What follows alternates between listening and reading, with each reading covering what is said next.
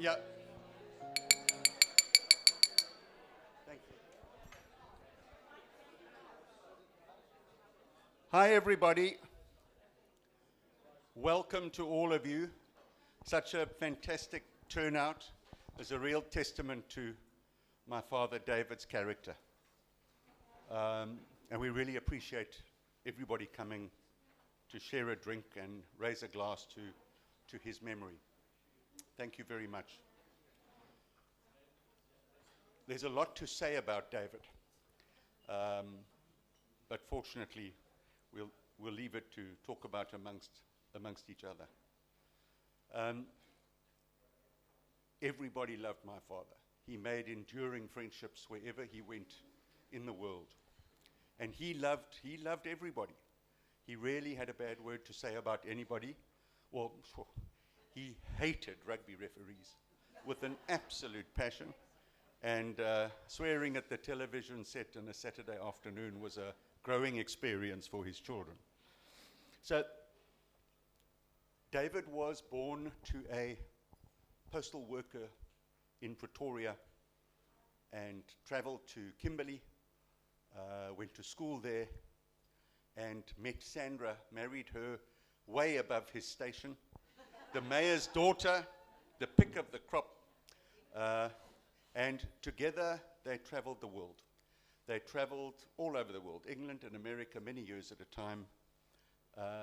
They raised and educated through thick and thin 3 wonderful children. 7 grandchildren, 4 great-grandchildren, and I don't know where Lexi is, 1 on the way. So that is a wonderful legacy, and everyone's true wealth, they say, is your grandchildren. So as a pauper, as I stand here, but David was more than a father, grandfather, and great-grandfather. He was the doyen of the town planning industry in South Africa. He was respected all over the world. He did work all over the world, as far away as Saudi Arabia, Europe, America, Vietnam, all kinds of places. He was an artist. His paintings adorn all his family's walls. Wonderful artist. There's a very poignant, half-finished painting, Mom, in your sunroom there. And sort of, above all, he was an entertainer and a raconteur. And, you know, as I stand here, always, even here, he's the life and soul of the party. So, I'm going to, in a few moments, hand over to my sisters, who will say a few words, and then I hope you have a full glass to some of the grandchildren, who will give their perspective on David's life. I almost forgot to say that he also hated cricket umpires with the same vengeance that he hated rugby referees. I mean, you know, it's trite to say that he had a good innings, but it was a wonderful, entertaining knock of 88 out.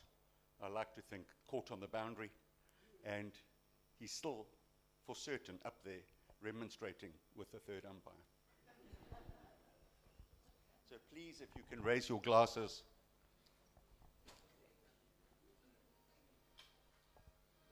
To David, may he rest in peace.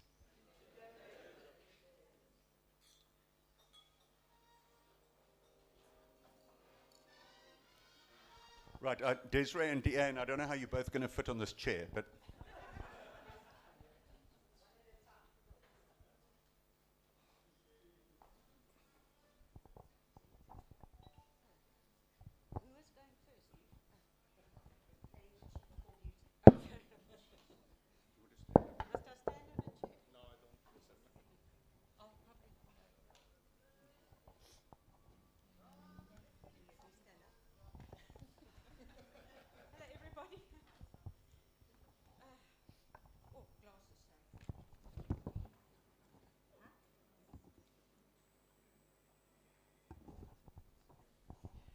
Sorry. Gosh, How can we ever put into words what you meant to us and the influence you had on our lives? I've never known a life without you being in it, Dad, larger than life itself. Both my mom and dad were an unbelievable support when Slappy died nearly 30 years ago now. But I have never felt alone. And funnily enough, I still don't. Dad, you are such a positive energy, always looking on the bright side, and it saved this family many a time through the adversities that we were dealt. You really did step into that breach and was such a good role model to all of your grandchildren. Although at times I did have second thoughts about that, I'll never forget the Guy Fawkes several years ago when the boys were small, when fireworks were banned, and you arrived with a whole truckload of crackers, sparklers, and rockets. You tied fireworks to Greg's elastic aeroplane, launched it into the air, and it eventually settled and set fire to my tarpaulin, which you then promptly tried to put out with your full glass of red wine. It was there for months afterwards, this big hole in my tarpaulin. In addition, the many times you did a tour on your motorbikes with your grandsons to the Brass Bell and promised me that the boys would only drink Coca-Cola. And at that stage, it wasn't the boys I was worried about. All my memories of you are fond ones, and that is no easy feat. But one thing I will be eternally grateful to you for personally is for forcing me to do an academic matric when all I wanted to do was typing and housecraft. You knew it was better for me in the long term to at least have options and choices when I matriculated. You had high expectations of us kids, and it's for that reason we strove so hard to meet them. But no matter what happened, we always felt loved and supported.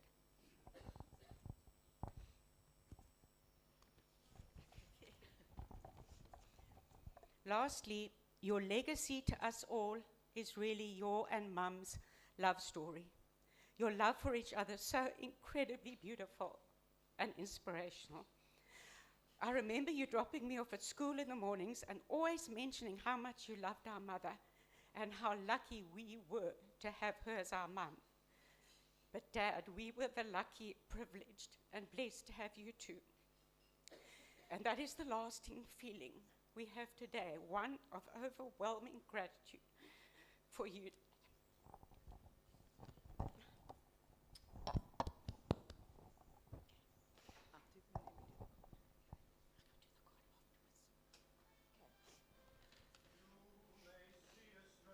Sorry, everybody.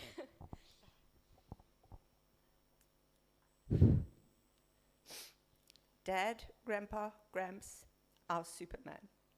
To us, you will always be Super Dad. What an incredible father, grandfather, and great-grandfather you have been. Our patriarch who was always there for all of us. You're a man of great integrity and conviction, a true explorer. You traveled the world and captured incredible memories which have lasted a lifetime and will live on through all of us. We are so grateful to have had you with us for so many years. Sorry. How can we ever thank you or share with you how much we loved and appreciated all the help and sacrifices you and Mom gave up for us while we were struggling through our loss? Having lost both your son-in-laws at a very young age, you jumped in with both feet and helped us raise our children. We cannot thank you and Mom enough. You were always hands-on to help with whatever projects or activities the kids were involved in. Dad loved a project. I remember one when we had to do a picture of a spider, and not having any of Dad's artistic talent or genes, I asked him to help. Of course, Grandpa said, no problem, I'll draw a spider for Gemma's school project. No problem whatsoever. But of course it was, okay, what kind of spider, what color, how big must it be, etc., etc. I said, Dad, no problem, just a simple spider. Just a simple one will do. She was only in grade 2 or 3. Anyway, Dad says, no problem, he'll draw the spider. So off he does, creates a beautiful spider for Gemma. Gemma was super, super chuffed, and we took this beautiful picture of a spider to school, thinking, we've got an A in the bag. Only to find out a week later, she got a B. I went back to Gemma and I said, Babe, do you know why you got a B? I mean, it was a beautiful spider, done by an artist, for heaven's sake. Why are you only getting a B? She came back and she said, Mom, I was marked down because the spiders actually have 8 legs and not 6. I could also mention as one of the other major projects that Dad was involved in was the oil tanker escapade. Grandpa decided it was a good idea, being a town planner, to create an oil tanker with his grandchildren. So hours and days of research and planning and going to the Cape Town docks and looking at all the oil tankers, we were going to build an oil tanker with all his boys. Off they go, create this oil tanker, the planning, putting it together, ringing it together with HTH containers, you know, your pool stuff. Anyway, everything's going great. On the oil tanker, they create it, and then we have launch day. Needless to say, the launch didn't go as planned. It went more like the way of the Titanic. Anyway, Dad, we love you. We miss you. We will miss your quirky sense of humor and your funny dress sense. You're always game for a party and a good time. We love you and will miss you every single day. Know that Mom is in safe hands with us. We will love her and care for her as you would have wanted. We'll look after your squeaks until you are reunited. Oscarine also promised to look after your garden, so that's also in safe hands. Dad, rest in peace. I love you.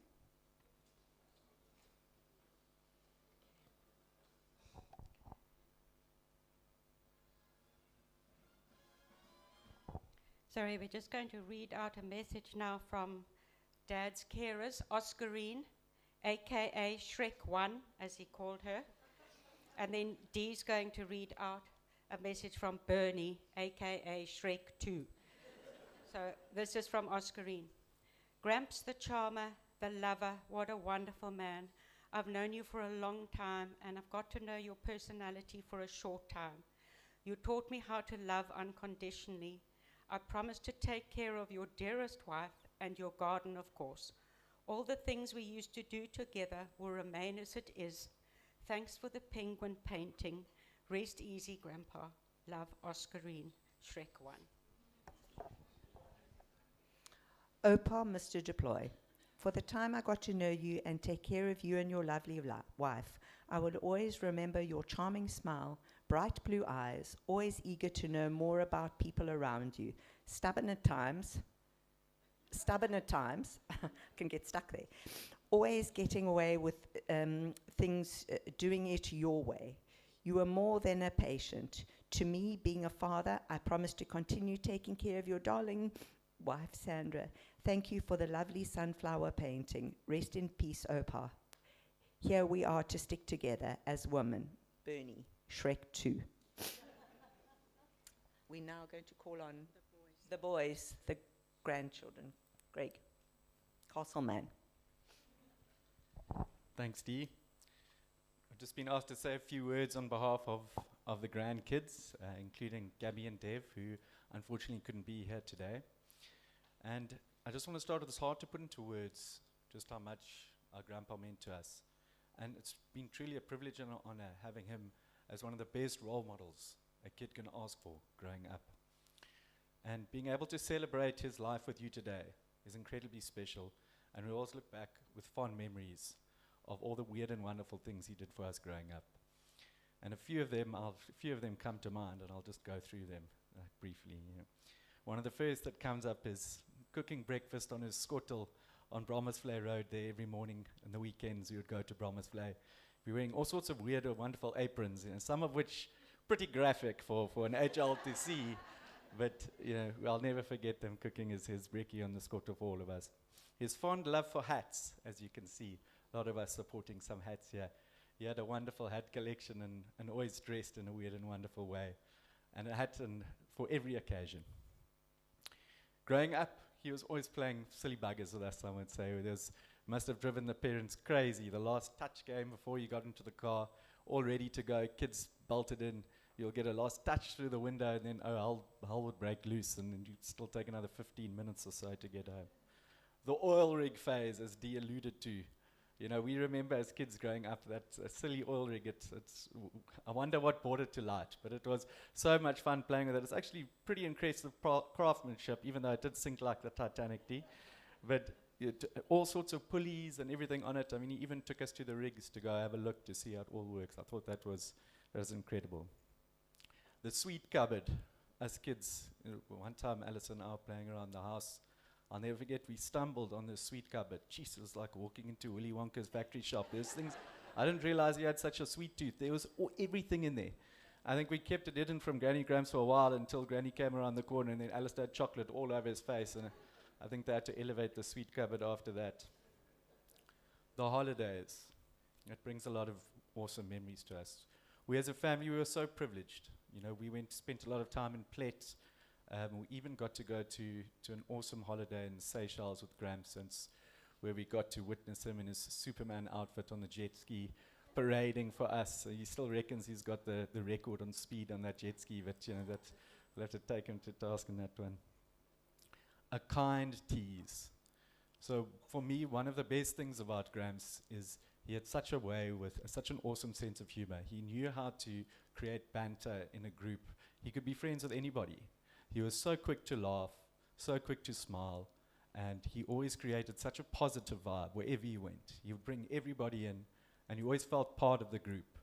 And his sense of humor and the way he went about people was something that his gift of the gab that he had was something incredibly special that we can all aspire to. And I can go on for hours about the weird and wonderful, totally unique memories that we have of him. Perhaps what mattered most, though, for us kids especially, is that he was always there. He came to all the rugby games, all the cricket. He was always on the side of the field, chatting with the parents, giving us support. And he wasn't there out of obligation or anything. He wanted to be there. He wanted to be a part of our lives. And he was such a special part of our lives. For all of us kids growing up, you know, especially some of us needed a good role model. And that part of Grams was incredibly special. And he put so much effort into it.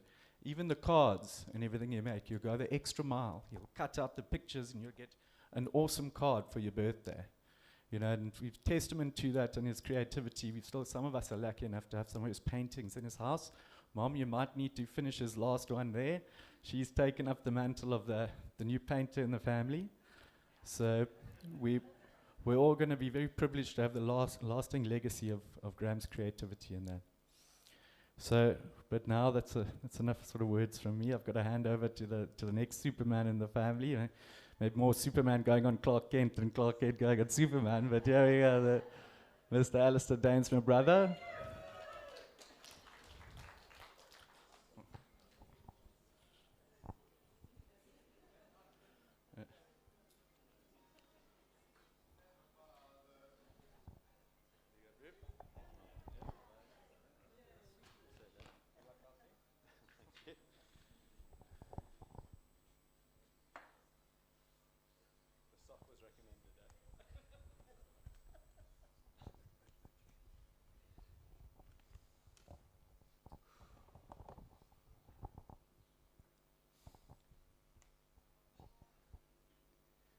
Firstly, this may surprise you that, in fact, I am not Superman.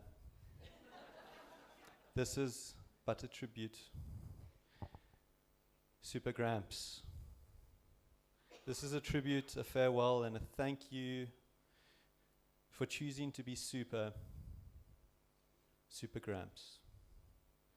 Super Dad, Super Husband. What I love, Squeaks. What I love. Super Gramps, you are also a superstar.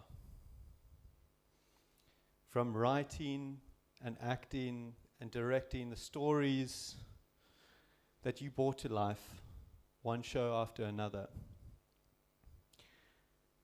Your final masterpiece was the life story you wrote,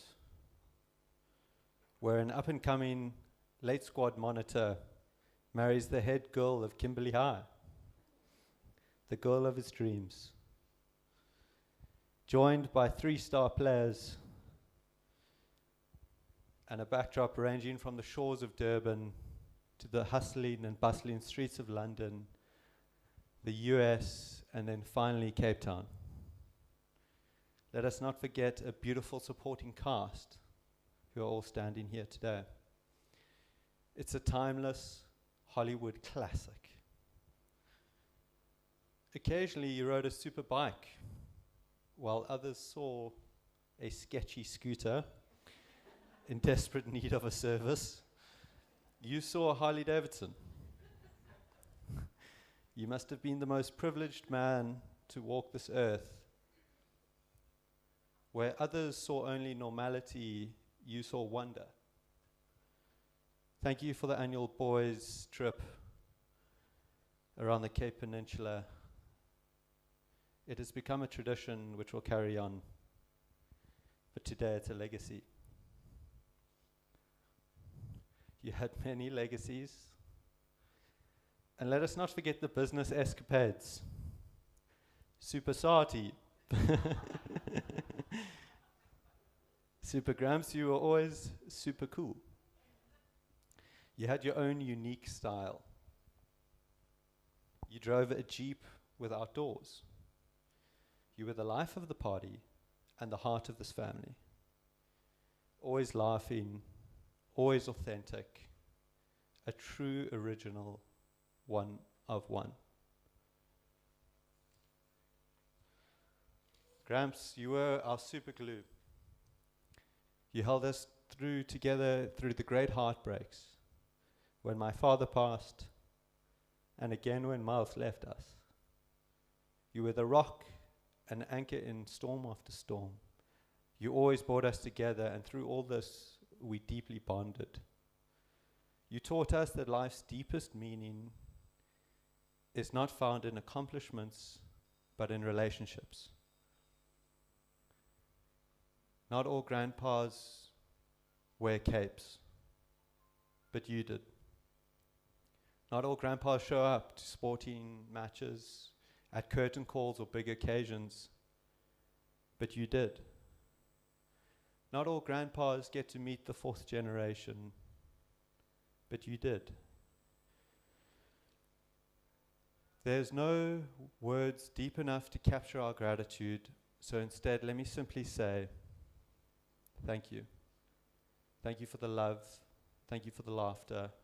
Thank you for the legacy, for being super dad, for being our super glue, for being a supermodel, a superstar, and being super cool. Thank you for being our super grandpa. We are forever grateful that you chose to be super. Super Gramps. Thank you. And I'd just like to close with a toast from Super Gramps himself, written about 15 years ago.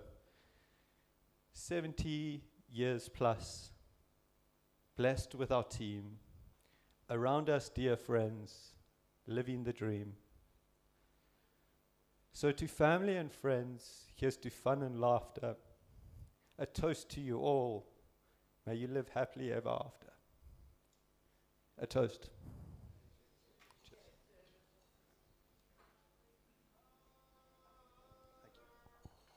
Thank you. Over to you, Jem.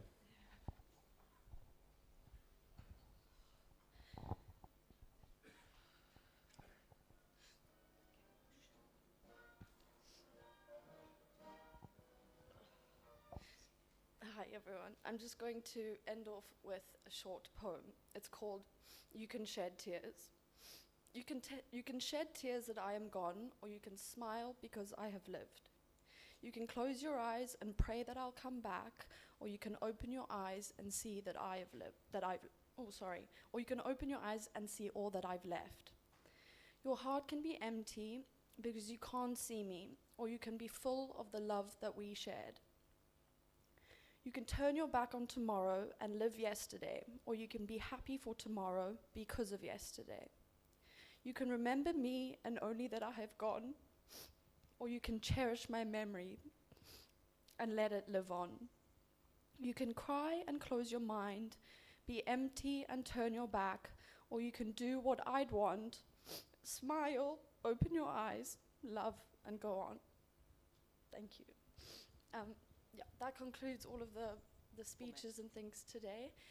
I'd just like to raise a toast to Gramps. Just say that we all love him so much and we'll miss him for a long time. Yeah, and there's also some seeds that have left out for everyone to take on their way home. Everybody knows that Gramps is a huge gardener, so we'd love for everyone to plant those seeds in their gardens and remember him every day. Yeah, thank you.